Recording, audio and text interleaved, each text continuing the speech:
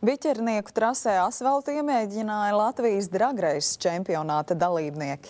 Pasākuma organizators sola skatītājiem, ka uz sacensībām sabrauks rekordliels Latvijas ātrāko automašīnu skaits. Tik liela dalībnieku atsaucība līdz šim nav bijusi. Vēl tikai dažas dienas un dragreises sezona Latvijā oficiāli tiks atklāta. Jau šobrīd onlainā reģistrējušies vairāk nekā 50 dalībnieku. Baterija Drag Meeting 2010 jau gatavojas sezonas atklāšanai šo svētdienu un sola, ka cīņas būs karstas.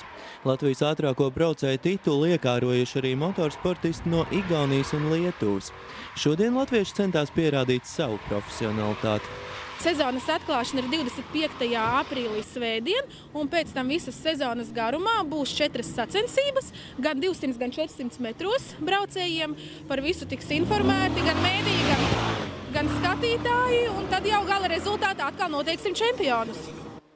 Šodien motosportisti pakūpināja riepas, iemēģināja asfaltu un iesildījās pirms īstajām sacensībām.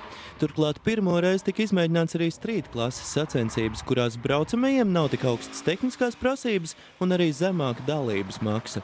Šāda veida mašīnām dragreisos nepiedalās, un es piekritu piešķirt šo mašīnu tādam parādes braucienam tikai tāpēc, ka tehniskas veiktspējas ziņā tā tiešām ļoti konkurētspējīga mašīna. Tas vienkārši parādīt arī cilvēkiem, ka mašīna, ar kuru tu vari piebraukt pie, teiksim, Britu karaliene šādi braukā arī ikdienā, ka tu vari piebraukt ne tikai pie pils, bet arī var sacensībās uzrādīt labu rezultātu.